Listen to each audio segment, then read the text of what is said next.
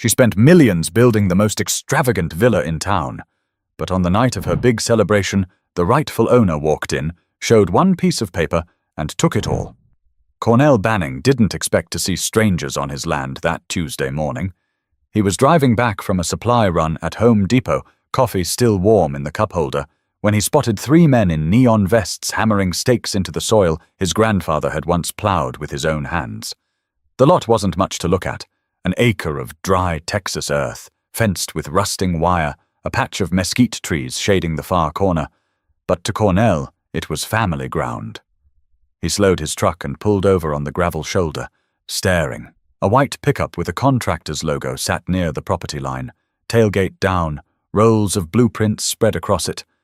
A woman in a tailored beige blazer stood beside the men, pointing, nodding, giving orders like she owned the place. Cornell stepped out of his truck, boots crunching against gravel, and called out, "Excuse me! What do you think you're doing?" The woman didn't flinch. She turned, chin tilted high, dark sunglasses masking her eyes. "Surveying," she said flatly, like he should have known. "This is my land." Cornell replied, his voice low but sharp. "Banning property. Has been for 3 generations. One of the workers glanced at the woman, uncomfortable. She didn't waver. "It's unused," she said, dismissing him with a flick of her hand. "We're assessing it for community development. A project that will raise everyone's property values." Cornell's jaw clenched. "You didn't ask me." "Nobody asked me." The men shifted uneasily, but the woman didn't blink. She walked closer, clicking across the dirt in heels that had no business out here. "Mr. Banning, is it?" "I'm Judith Marrow, president of the Willow Bend HOA." Her voice carried the same tone a teacher might use on a child. "This is about progress, about lifting this neighborhood into what it was always meant to be." "You'll see." Cornell stared at her, trying to steady the anger rising in his chest. "You don't touch a man's land without his say. You don't erase history for your own vision," Judith smiled, but it was thin and sharp. "History doesn't pay the bills, and frankly, your acre is an eyesore. We're correcting that." One of the workers coughed, avoiding Cornell's gaze. Another started re-rolling the blueprints, as if he wanted no part of the confrontation. But Judith lifted her chin higher, radiating confidence. Cornell's voice dropped. "My grandfather used to say, 'The land remembers who walks it.' You're not walking it with respect." For the first time, Judith's smile faltered, just slightly. Then she waved him off like a nuisance. "Lawyers can argue later. Right now, we build." Cornell didn't shout. He didn't threaten. He simply turned back to his truck, sat behind the wheel, and gripped the steering wheel tight enough that his knuckles whitened. He could have called the police right then, could have driven straight to the courthouse and filed an injunction. But something in him said, "Wait. Watch. Let her think she's in control." He watched her gesture broadly to the men, watched them hammer more stakes, watched the boundaries of his family's land get swallowed by arrogance. The sight cut deep, but it also lit a strange spark inside him. She thought she'd won already. She thought her title and her blazer and her confidence would erase his name from the deed. Cornell started his truck, the engine rumbling beneath him. He took one last look at the acre, his acre, and at Judith Marrow standing there like a queen giving orders. He drove off without another word, but a plan had already begun to take root in his mind. He wouldn't stop her, not yet. But if she wanted to pour millions into a palace on his soil, he'd let her dig the hole deeper first. Long before surveyors showed up with tape measures and neon vests, the acre in Plano carried weight in Cornell Banning's family. His grandfather, Elijah Banning, had bought it in the late 1940s after returning from the war. It wasn't prime real estate back then, just a stretch of dusty soil at the edge of a modest farming community. But to Elijah, it represented permanence. A place where no landlord could knock on the door and say, "Time's up." Cornell grew up walking those lines of wire fence with his grandfather, who taught him how to fix sagging posts with little more than grit and baling wire. Elijah would say, "Boy, dirt's the one thing they ain't making more of. You guard it. You honor it." Those words stayed lodged in Cornell's mind, even after he grew up, left for college in Oklahoma, and built a career in logistics that kept him traveling across states more than he stayed home. When Elijah passed, the land went to Cornell's father, and when his father died, it came to Cornell. By then, Plano had changed. New homes sprouted where cornfields once stood, and developers eyed every patch of unused earth like wolves scenting prey. But Cornell never sold. Not because the lot was making him rich. In truth, it sat empty, barely paying its property tax bills each year. But because it was his grandfather's fingerprint on the world. He'd park his truck there sometimes after long days, shut off the engine, and just sit in the quiet. He'd remember Elijah's calloused hands, the smell of tobacco on his shirt, the steady voice that told him a man's dignity was tied to what he protected. To outsiders, it looked like neglected land. To Cornell, it was a ledger of his family's endurance. The neighborhood around it grew more polished as years passed. Fences turned into stone walls, yards manicured into glossy perfection. The HOA came into power, declaring rules about mailbox colors, lawn heights, even what curtains could show from the street. Cornell never joined. His land wasn't part of their tract housing. He stayed separate, on his own ground, uninterested in their newsletters and their so-called community pride. But that separation was exactly what made his acre stand out. To HOA eyes, it looked like a blemish. To Judith Marrow, it looked like an opportunity. Cornell didn't know much about her then, not beyond the whispers neighbors shared. They said Judith had turned the HOA into her personal kingdom, pushing residents to repaint homes, install matching shutters, and replace flower beds that didn't fit her vision. She wasn't just president, she was the face of the neighborhood, the kind of person who believed every street sign and garden hedge reflected her. That's why, when Cornell saw her that first day on his property, clipboard in hand, he understood exactly what was happening. She wasn't just trying to build something.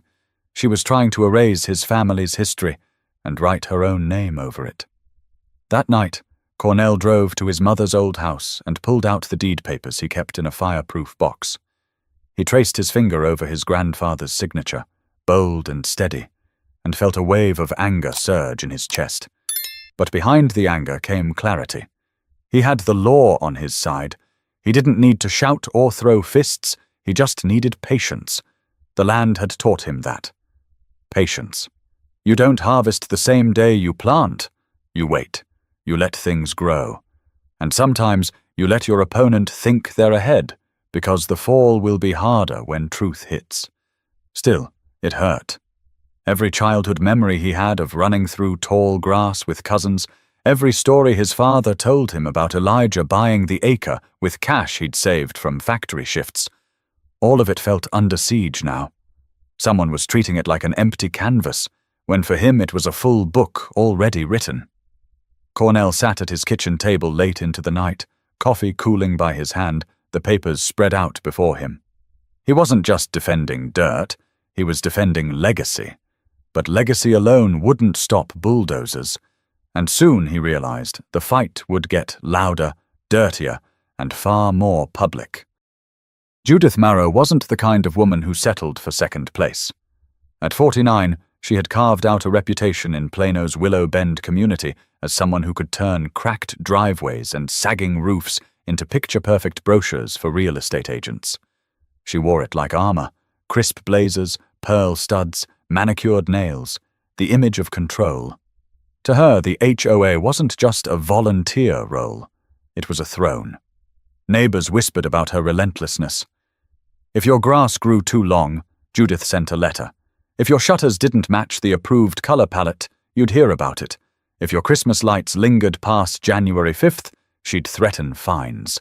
To some, she was exhausting. To others, she was a force of order, the reason property values kept climbing. Judith preferred the latter description, but one piece of land irritated her every time she drove past it, that lone acre owned by Cornell Banning. She called it the sore thumb of Willow Bend. The grass grew wild, fences leaned, and no house stood there to match the neighborhood's tidy rhythm. To Judith, it wasn't heritage. It was wasted space. She'd spoken about it during HOA meetings. Imagine, she said once, pacing in front of a room of homeowners seated in folding chairs. That lot could hold the crown jewel of our neighborhood, a landmark property, something that elevates all of us. Her voice carried conviction, and though a few residents shifted uneasily, no one wanted to challenge her. Judith had a way of turning disagreement into social excel. Behind closed doors, she nurtured the idea like a seed. She hired an architect from Dallas to draft concepts. She toured homes in Highland Park, scribbling notes about imported tiles and archways. When she saw photos of a villa in Scottsdale with sweeping verandas and a reflecting pool, she clipped them into a folder labeled Marrow Project. She envisioned more than a house. She imagined a symbol, a Mediterranean-style villa worth $6 million, sitting like a monument in the middle of Plano, with her name whispered every time neighbors pointed to it. In her mind, the HOA presidency wasn't enough anymore. She wanted a legacy carved in stone and marble. Judith justified her plan with economics. A home that grand would raise the bar. She argued it would attract wealthier families, push property values up, and make the whole neighborhood more desirable. She told herself she was doing everyone a favor, though at the core, it was vanity. She wanted something that said, Judith built this. Her allies, a circle of neighbors who both feared and admired her, fed her confidence. At a wine and cheese gathering in her backyard, she held court. Cornell doesn't even use that land, she said, swirling a glass of Chardonnay. It's just sitting there. Overgrown. Wasted. He should be thanking me for improving it. A neighbor, a thin man named Gerald, mumbled, But he owns it, doesn't he? Judith flashed her sharp smile. Ownership is just paper. Progress is reality. By the time the villa is finished, who's going to care whose name is on some dusty deed? The group chuckled nervously. They weren't sure if she was joking. Judith didn't clarify. Meanwhile, she courted investors quietly. She promised them visibility, prestige, and bragging rights. This isn't just a house, she told one Dallas developer over lunch. It's a showcase. Everyone who drives through Willow Bend will see it and know quality lives here. The developer raised an eyebrow. And the owner of the land? Judith waved her hand as though brushing crumbs off a table. Handled. It's a formality. Trust me, once construction begins, there won't be any turning back. Her confidence was her weapon. She moved with the certainty of someone who believed rules bent for her. And with each conversation, with every sketch she approved, the vision grew sharper in her mind. Arched verandas catching the Texas sun, polished stone imported from Italy, a reflecting pool mirroring the sky. She could practically hear the compliments already. But not everyone was convinced. At a neighborhood block party, Cornell overheard fragments of conversation. Someone mentioned Judith's big project, like it was already a done deal. He kept it. The sound hit Cornell before the sight did. The deep, rhythmic thud of machinery pounding into the earth. He turned onto the street and felt his stomach tighten. There it was. A backhoe cutting into the soil his grandfather once walked, the acre fenced off with temporary orange barriers, and workers in hard hats moving with a sense of urgency. Cornell parked his truck across the street and sat for a moment, watching. Concrete trucks idled in line. Rebar glistened in the morning light. It was no longer just survey stakes. This was construction in full swing. He climbed out and walked straight across the road. A foreman noticed him and lifted a hand. Sir, you can't be inside the barrier. Cornell ignored the warning. Who gave you permission to build here? His voice carried above the noise, sharp and direct. The foreman hesitated. Talk to Miss Marrow. She's handling all approvals. Cornell didn't have to wait long. Judith arrived in her SUV, stepping out in slacks and heels as if she were arriving at a gala rather than a construction site. Her sunglasses reflected the chaos behind her. She smiled like the mess of machinery belonged to her. Cornell, she said smoothly. Good morning. What the hell do you think you're doing? He shot back, his voice low but shaking with anger. This is my family's property. You can't just... Judith raised a hand, silencing him like a teacher correcting a child. I've already explained this. This project benefits everyone. Look at the jobs, the investment. Do you want to hold back progress because you're sentimental about weeds and wire fencing? Cornell's fists curled at his sides. You're trespassing. This isn't just weeds. This is banning land. You don't erase history because it doesn't fit your brochure. A few workers slowed their pace, pretending to check blueprints but really listening in. The tension hung heavy in the air. Judith leaned in slightly, her perfume cutting through the dust. "Then sue me," she said quietly. "But by the time the courts drag their feet, this villa will be finished. And once people see it, nobody will care who filed what paperwork." Cornell stared at her, fury in his eyes. But he didn't shout. "You're building a castle on quicksand, Judith," she smirked. "Funny, it looks like solid ground to me." The foreman cleared his throat awkwardly, trying to move the conversation along. "Ms. Marrow, we need your approval on the foundation lines." Judith turned away without another word, her heels clicking against the gravel. She didn't look back. Cornell walked back to his truck, each step heavier than the last. Neighbors had begun gathering along the sidewalk, whispering. A woman with a stroller glanced at him with sympathy, while an older man shook his head as if to say, "Don't fight her. You won't win." Later that evening, Cornell stood at the edge of the lot again. The forms for the foundation were already in place, wooden frames outlining where walls would soon rise. He could see the shape taking form, and the weight of what Judith was attempting pressed hard on him. His phone buzzed with a call from his cousin, Jerome, who lived a few miles away. "You seeing this?" Jerome asked. "I'm looking at it right now," Cornell said. "That woman's crazy." "You gonna stop her?" Cornell's eyes followed the outline of the future villa, the workers laughing near the concrete mixer. "Not yet," he said slowly. "What do you mean, not yet?" "She's stealing your land, man!" Cornell's grip tightened around the phone. "Sometimes the best way to beat someone is to let them think they've won. Let her pour her pride and her money into this. Every brick she lays just makes my case stronger." There was silence on the line. Then Jerome sighed. "You sure about this?" Cornell nodded to himself. "I've never been surer." The following days proved difficult. Each time he drove past, the villa grew. Walls rose, steel beams went in, and trucks arrived with stacks of stone. Neighbors started talking openly, their voices carrying down the street. "I heard it's going to be worth $6 million. Can you imagine the parties?" Finally, someone's improving that land. Cornell clenched his jaw when he overheard it, but he stayed silent. He wasn't interested in rumors. He was watching, waiting, documenting. Every invoice, every shipment, every square foot laid down without his consent.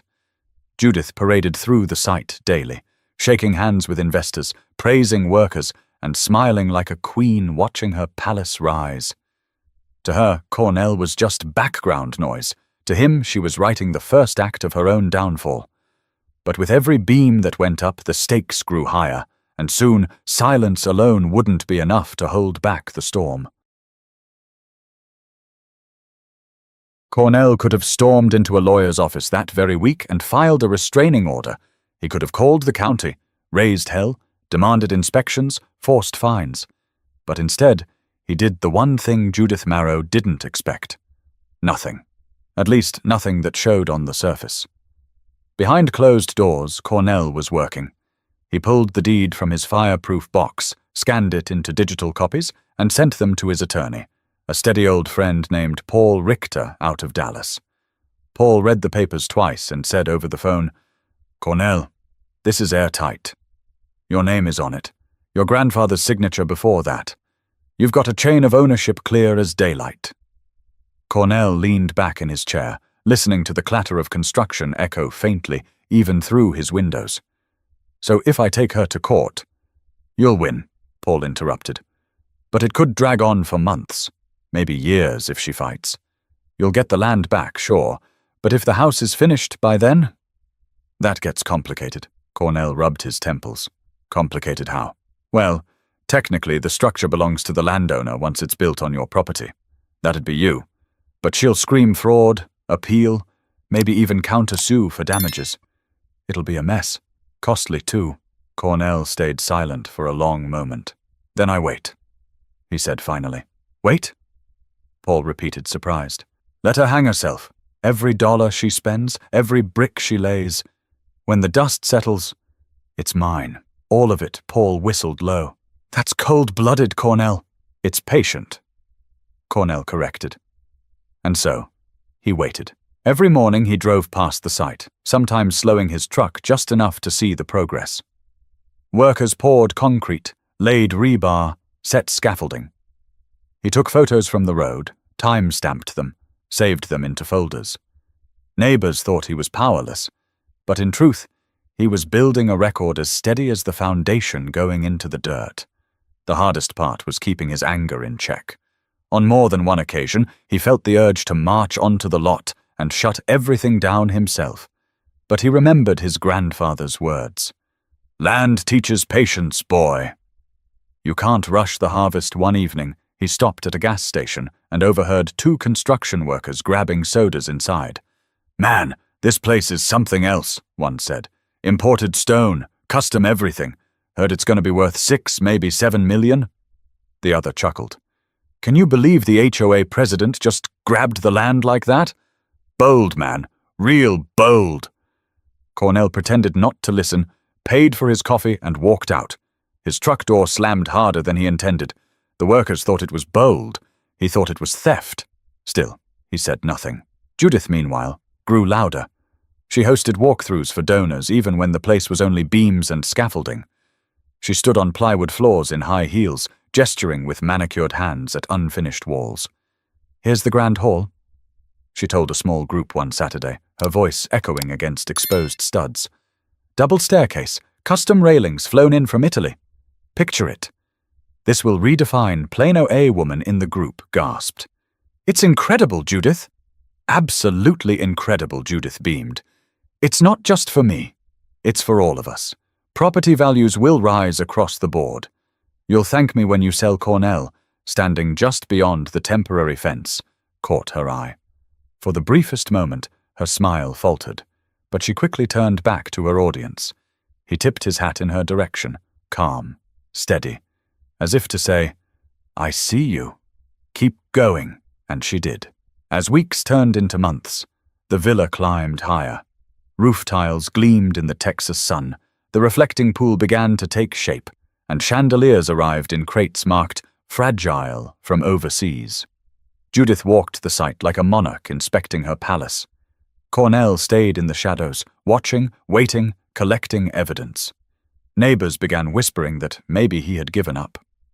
Some thought he'd sold the land quietly, that Judith had bought him out. Others said he didn't have the fight in him. They were wrong. Cornell wasn't surrendering. He was sharpening his blade. Every day Judith spent flaunting her power. She was building not just a house, but her own downfall, brick by brick. But even patience has limits. And as the villa neared completion, the tension between them was about to boil over in public.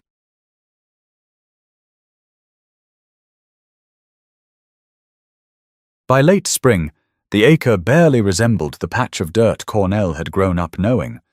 Where his grandfather once walked with a shovel slung over his shoulder, marble tiles now glistened in the sun. Trucks pulled in daily, delivering Italian stone, custom woodwork from Oregon, and crates so large they had to be lifted with cranes. The house was no longer a skeleton of beams. It had a face now, a looming Mediterranean villa that towered over the neighborhood. Cornell drove past in his truck every morning, sometimes slowing enough to watch workers lay stone or fit glass into arched windows. He took photos discreetly, time-stamped them, and saved them into his growing archive. To anyone else, he looked like a man defeated, standing on the outside of a dream he couldn't stop. But Cornell knew the truth. This was evidence. Every dollar Judith spent, every imported chandelier she hung, was a nail in her own coffin. Neighbors started to talk openly now. Judith hosted casual gatherings on the site, offering wine and hors d'oeuvres even before walls were finished. She walked guests through unfinished hallways, pointing to where a gallery wall would hang or where the grand staircase would curve. 6 million minimum, she told them with confidence. This is going to be the crown jewel of Plano. Everyone benefits. You'll see your home values jump overnight. Cornell stood across the street one Saturday when she was mid-tour. He leaned against his truck, arms folded, listening to the chatter of neighbors gasping at imported fixtures and French doors. A woman's voice carried across the lot. "Judith, this is stunning." "Absolutely stunning." Judith's heels clicked against the marble as she replied, It's vision, Barbara. Some people can't see it, but I can. Her eyes flicked toward Cornell then, just for a moment. She didn't speak his name, but her smirk carried enough message. You've already lost. That night, Cornell met his cousin Jerome for dinner at a barbecue joint off US 75. Over brisket and iced tea, Jerome shook his head. Man, I don't know how you stand it. I'd have chained myself to a bulldozer by now. Cornell sliced into his brisket slowly. Let her build. Jerome frowned. She's showing off like it's hers. Cornell set his fork down. That's the thing, Jerome. It isn't. Every imported brick, every square foot of polished stone, it's being planted in my soil. She doesn't see it, but she's decorating my house for me. Jerome leaned back, letting out a low whistle. Cold. Real cold. Fair, Cornell corrected. My grandfather didn't break his back, so someone could erase our name from this land. If she wants to play queen, fine. But the crown sits on my dirt. Meanwhile, Judith's ambitions only grew bolder. She arranged for a Dallas magazine to feature the villa as a neighborhood transformation project, giving an interview on camera where she declared, "This is about setting a standard. Plano deserves elegance. This property will symbolize progress." The reporter asked about ownership, and Judith chuckled dismissively. Technicalities. What matters is vision. Cornell watched that interview from his living room, remote in hand, shaking his head. The arrogance almost amused him now. Almost. Each day the villa crept closer to completion. The reflecting pool was tiled in shades of sapphire blue. Imported columns stood like soldiers at the entrance. Inside, workers installed chandeliers the size of small cars. Judith walked through daily, inspecting, instructing, already imagining her first gala. But what she didn't know was that Cornell was keeping every scrap of proof. Receipts pulled from discarded boxes, photos of license plates from subcontractors, notarized notes from neighbors who had overheard her claims. He wasn't idle. He was patient. The neighborhood split into camps. Some admired Judith, calling her bold, visionary, unstoppable. Others muttered that she'd crossed a line, but none said it loud enough to matter. Cornell became a ghost in his own story, silent, watchful, enduring. Yet under that silence, a storm brewed. Each brick added weight to the inevitable moment. The villa was nearly finished now. Landscaping crews rolled in, planting olive trees and manicured hedges. Trucks hauled away debris. The project that began with survey stakes now stood as... By midsummer, the villa was nearly complete. The roof tiles shone like copper under the Texas sun, and the grand arched entrance stood finished, waiting for a door that had been custom-ordered from Spain. Judith's dream was standing in stone now, and she carried herself like the neighborhood had already crowned her queen. But Cornell was reaching his breaking point. He drove past one Friday afternoon to see workers planting palm trees along the driveway. The sight tightened his chest. Palms in Plano, of all places. Judith wanted the house to scream wealth, even if it meant ignoring Texas heat and soil. He parked across the street, hands gripping the steering wheel, when Judith spotted him. She strode across the lot, heels clicking on the paved driveway, a glass of sparkling water in hand as though she were already hosting. Well, if it isn't the silent observer, she said smoothly. I was beginning to think you'd given up. Cornell opened his door and stepped out slowly. Given up on my land? Never. Judith tilted her head, smirk playing at her lips. You keep saying that. And yet here we are. Almost done. $6 million of progress standing right here while you take pictures from your truck. Cornell's voice was steady, but his eyes burned. You can lay down gold on this soil, Judith, but the deed's still in my name. She laughed, sharp and dismissive. Paperwork. Do you know how many loopholes there are in this state? Lawyers can argue for years. By the time anyone settles, I'll have lived in this house long enough to call it mine. Cornell stepped closer, lowering his voice. You think money gives you ownership. You think arrogance makes you untouchable. But let me tell you something my grandfather taught me. Land doesn't forget its owner, and this land doesn't belong to you. The workers nearby paused their shovels, eyes darting between the two. Judith's smile stiffened, but she wouldn't back down. Then stop me, she said. Go ahead. Call your lawyer. File your papers. I dare you. Cornell looked her dead in the eye. Not yet. The words rattled her more than shouting would have. She stepped back, visibly annoyed. You enjoy your little fantasy, Cornell. Because soon the entire neighborhood will see what progress looks like. And you? You'll just be the man who couldn't keep up. Cornell didn't reply. He turned and walked back to his truck, his silence sharper than any insult. That night, word spread fast. Neighbors whispered about the confrontation, some siding with Judith, others quietly rooting for Cornell. At a backyard barbecue down the street, Gerald, the thin man who once questioned Judith's plans, leaned over to his wife and muttered, I don't think Banning's beaten. He's too calm, too sure. Meanwhile, Judith doubled down.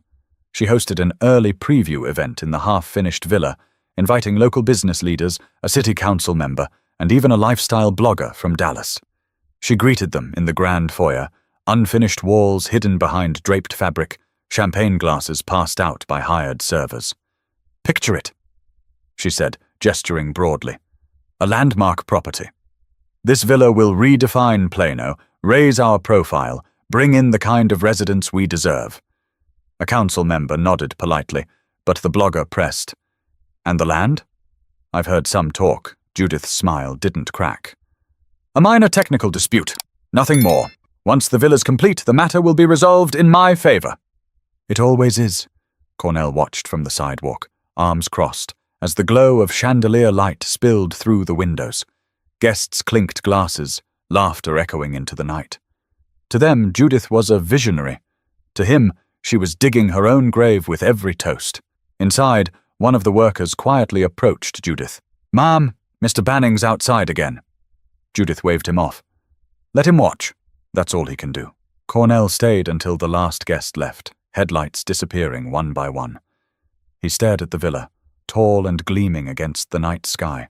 Then he whispered to himself, steady and certain. You've had your moment, Judith. The next one's mine. But Judith didn't realize that her moment of triumph was about to become the stage for Cornell's reveal. And the fall would be public, brutal. The night of Judith's grand unveiling arrived like a staged performance. The villa gleamed under floodlights, every corner polished as if it had been built for royalty. A red carpet stretched across the driveway, leading into the double-arched entrance where servers in white shirts balanced trays of champagne. Cars lined the street, luxury SUVs and sedans parked nose to tail, their headlights catching the pale stone of the mansion. Cornell sat in his truck at the far end of the block, hands resting on the steering wheel. He wasn't dressed for the occasion, just jeans, boots, and a button-down shirt. But he wasn't there to blend in. Tonight wasn't about appearances. Tonight was about truth. Guests arrived in clusters, their voices carrying across the street. Look at this place. Judith really outdid herself. This is going to change the whole neighborhood. Each compliment was another stone on the pile of arrogance Judith had stacked high. Inside, Judith floated from room to room in a silver dress, her hair swept back, her voice brimming with pride. Here's the ballroom, she told one group, her hand grazing a marble column. Imported chandeliers, Venetian mirrors, hand-carved moldings. Only the best. She raised a glass of champagne. To progress. To vision. To Willow Bend's future. The guests clapped, glasses clinking. But just beyond the gate, Cornell pushed his door open and stepped out, boots crunching against the gravel. He walked slowly up the driveway, past the red carpet, and into the glow of the entryway. Heads turned, conversations hushed. Judith spotted him from across the foyer. Her smile faltered, but only for a breath. Then she smoothed it over, voice carrying through the hall. Well, look who decided to join us.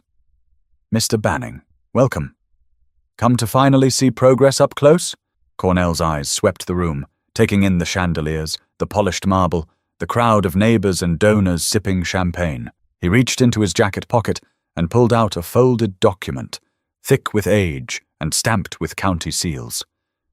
I didn't come to see progress, he said. His voice was calm but strong, cutting through the silence. I came to remind you who this land belongs to.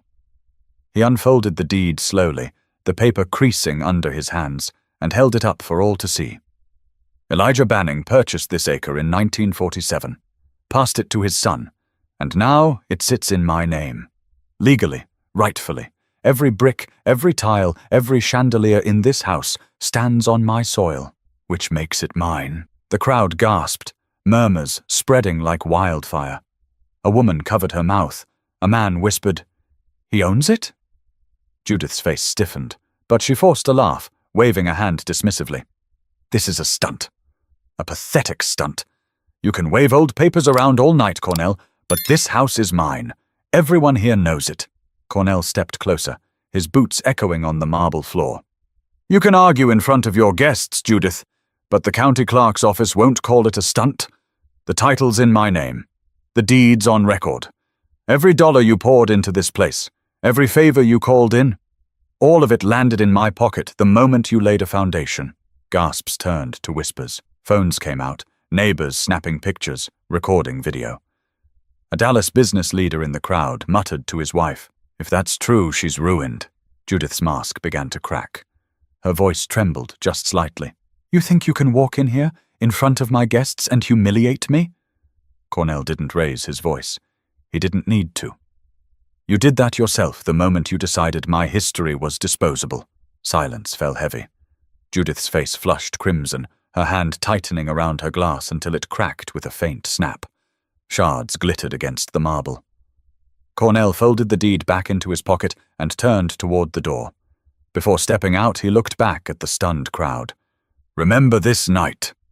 Not as the celebration of a mansion, but as the lesson of what happens when pride outruns respect. He left quietly, while inside, the gala crumbled. Guests whispered excuses, slipping out with hurried goodbyes. Investors looked at Judith with narrowed eyes. And Judith, standing in the glow of the chandeliers she had fought so hard to hang, realized she had built her triumph on someone else's foundation, and lost it all in a single stroke. But humiliation was only the beginning. Soon, the fallout would stretch beyond the neighborhood, reaching newsrooms, courtrooms, and the entire city's attention.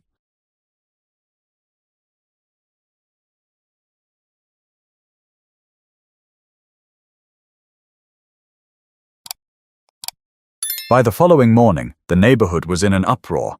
What had started as whispered speculation the night before had erupted into full-blown gossip over morning coffee, group texts, and social media feeds.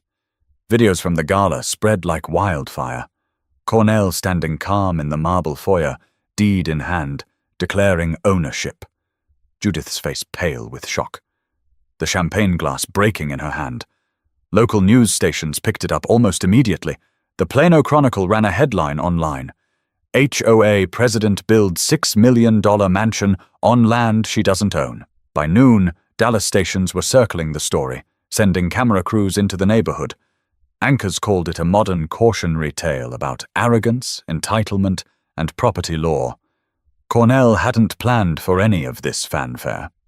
He woke up to his phone buzzing non-stop, reporters leaving messages, neighbors calling, even distant relatives he hadn't spoken to in years checking in. He ignored most of it. He wasn't chasing attention. He was defending his family's name. Judith, on the other hand, went silent. The woman who once thrived on being seen everywhere suddenly drew her curtains and avoided neighbors. But silence didn't stop the storm. Investors who had backed her project demanded explanations. Contractors who hadn't been paid in full stopped showing up. A Dallas magazine quietly pulled her feature story, replacing it with an editor's note citing legal complications. By the end of the week, Judith's empire was cracking. A group of neighbors gathered at Gerald's house one evening, sitting on folding chairs in his garage. The tone was hushed but firm. "Did you see the Chronicle piece?" one woman asked. "They called it the biggest HOA blunder in years." Gerald rubbed his chin. "She's finished. No way she keeps her position after this. She's embarrassed all of us." A man in the back shook his head. "She embarrassed herself," Cornell warned her, and she ignored him. "That's on her." They nodded in agreement. For the first time in years, Judith no longer inspired fear. She inspired pity, and for some, satisfaction. Meanwhile, Cornell kept his composure. At a diner in McKinney, a young reporter slid into the booth across from him. "Mr. Banning." she said, voice eager. What does it feel like to own a $6 million house you didn't spend a dime building? Cornell sipped his coffee, letting the question hang. Finally, he answered, It feels heavy, because it's not about the house. It's about respect. My grandfather worked hard for that acre. She tried to erase him. I couldn't let that stand. The reporter scribbled furiously. And what do you plan to do with the property? Cornell gave a small shrug. Haven't decided yet, but one thing's certain. It's mine. Always has been. Back in Willow Bend, Judith faced consequences she couldn't spin away. The HOA board called an emergency meeting. Residents who once sat quietly through her lectures now lined up to speak against her. You abused your power, one woman said, her voice steady. You treated our neighborhood like your personal stage. Judith sat rigid at the head of the table, jaw tight, lips pressed thin. When it came time to vote, the decision was unanimous. She was removed as HOA president, effective immediately. The news hit her harder than she expected. For years, she had defined herself by control, by the way people looked at her when she spoke. Now, stripped of her title and exposed for her arrogance, she was left with nothing but an unfinished dream and a house she could never claim. Cornell heard about her removal through the grapevine. He didn't celebrate. Instead, he drove out to the property late one evening. The villa stood dark and empty, its marble columns casting long shadows under the moonlight. He walked the perimeter slowly, his boots crunching against gravel, the same land he'd once paced as a boy with his grandfather. The sight filled him with complicated emotions. Triumph, yes, but also sadness. So much money, effort, and pride wasted because one person refused to respect a simple truth. Land isn't just dirt. It's memory. It's legacy. It's law. Standing there, he whispered softly, Granddad, we kept it. She tried, but we kept it. But while the neighborhood was settling into its new reality, the larger world wasn't done with the story yet. Soon lawyers, courts, and even strangers far beyond Plano would weigh in on what had happened. In the weeks after Judith's downfall, the story took on a life of its own. Local news gave way to state coverage, and before long, national outlets ran features with headlines that bordered on sensational. Man lets HOA president build dream mansion, then claims it as his own. Comment sections filled with fiery debates. Some called Cornell a genius for playing the long game. Others accused him of cruelty, saying he should have stopped Judith before she sank millions into the villa. Cornell didn't answer those voices. He stayed grounded, just as his grandfather had taught him. What mattered wasn't the noise outside. It was the principle. His family had been written out of too many things before, and he wasn't about to let their land be stolen under the guise of progress. Judith, meanwhile, all but vanished. Once the face of Willow Bend, she was now a ghost in her own neighborhood. Curtains drawn, driveway empty, her name spoken only in hushed tones. Rumor had it she was facing lawsuits from investors, angry contractors, even the city itself for misleading officials. For someone who had built her life on control, the collapse was absolute. Cornell didn't revel in her pain. In fact, he told Jerome one evening over barbecue, I never wanted her destroyed. I wanted respect for my family. That's it. Jerome leaned back, arms crossed. Respect's a hard thing to teach, cuz. Some folks don't learn until they lose. Cornell nodded slowly. That's the lesson, isn't it? Pride without respect is just a cliff waiting to crumble. He thought often about what to do with the villa. Neighbors speculated endlessly. Some hoped he'd move in, others thought he might sell it off and walk away with millions. But Cornell wasn't quick to decide. To him, this wasn't just about money or luxury.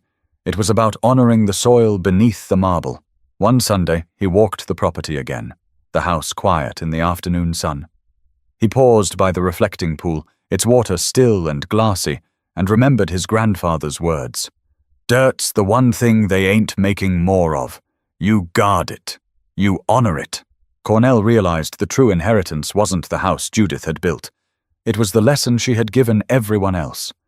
A reminder that arrogance blinds, that power unchecked always backfires, and that patience, though painful, can be the sharpest weapon. When a reporter caught up with him weeks later, Cornell put it plainly. This was never about revenge. It was about respect. My grandfather earned this land with his sweat. My father carried it on. I wasn't about to let pride erase it. That villa is just proof that no matter how much money or influence you think you have, the ground will always belong to the one whose name is on the deed. The reporter asked if he felt sorry for Judith. Cornell paused, then answered, I feel sorry she couldn't see past herself. If she had come to me first, if she'd respected the history here, maybe we could have built something together. But she chose arrogance, and arrogance doesn't last. The story slowly left the headlines, replaced by new scandals, new news cycles. But in Plano, the memory lingered. Neighbors told the tale to newcomers as a cautionary parable. Don't underestimate patience, and don't confuse power with ownership. Cornell went on with his life, quieter than before, but surer of one thing. He had honored his grandfather's words. The land had stayed in the family. It had outlasted arrogance. It had outlasted vanity. And it always would. In the end, the $6 million villa stood less as a symbol of Judith's vision and more as a monument to her downfall. And to Cornell, it stood as proof that respect, patience, and legacy matter more than any marble column or chandelier. Because pride fades, houses crumble, but land, and the respect you show it, endures. And if there's one lesson this story should leave you with, it's this. Never underestimate the value of patience, never let arrogance strip away your dignity, and never forget the power of legacy. If you found this story meaningful, make sure to subscribe for more.